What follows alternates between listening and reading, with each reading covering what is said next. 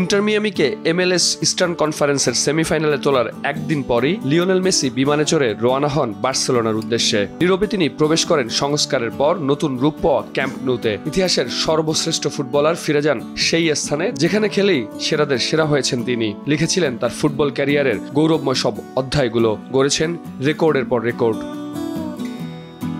নিজের ইনস্টাগ্রামে এক আবেগঘন বার্তায় মেসি লিখেন, গত রাতে আমি এমন এক জায়গায় ফিরে গিয়েছিলাম যেটিকে আমি হৃদয় দিয়ে মিস করি। এমন এক জায়গা যেখানে আমি অপরিসীম সুখী ছিলাম, যেখানে তোমরা আমাকে হাজারবার বিশ্বের সবচেয়ে সুখী মানুষ হিসেবে অনুভব করিয়েছ।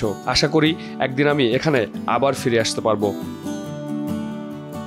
বার্সেলোনা ভক্তদের নস্টালজিক করে তুলতে ও নতুন করে আশায় বুক বাঁধতে এই কয়েকটি বাক্যই ছিল যথেষ্ট। ব্লাউগ্রানাদের মনের গহীনে পুষে রাখা সেই পুরনো স্বপ্ন আবারও জেগে ওঠে। একদিন মেসিকে আবারও গায়ে জড়াতে দেখা যাবে গাঢ় নীল ও গার্নেট রঙের চিরাচরিত ব্লাউগ্রানা জার্সি, অন্তত শেষবারের মতো বিদায় জানানোর জন্য হলেও।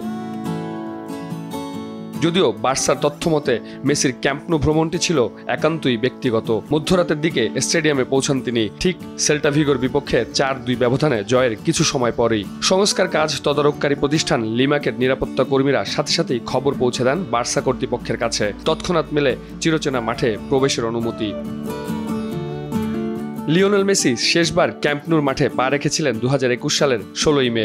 সে ম্যাচে এই সেল্টার বিপক্ষেই 2-1 ব্যবধানে হারে তার দল। সেই ম্যাচেই তিনি বার্সেলোনার জার্সিতে নিজের শেষ গোলটি করেন। কান্না ভেজা চোখে ক্যাম্প নু ছেড়ে যাওয়ার সেই ছবি এখনও আলোড়ন তোলে কোটি বার্সা ভক্তের হৃদয়ে। এরপর আর ফেরা হয়নি নিজের অস্তিত্বের সাথে ওতপ্রোতভাবে জড়িয়ে থাকা ক্লাব FC বার্সেলোনায়।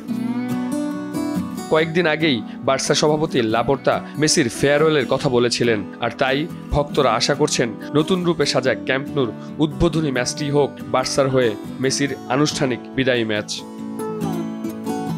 মুমসাদ দিনুরি, RTV।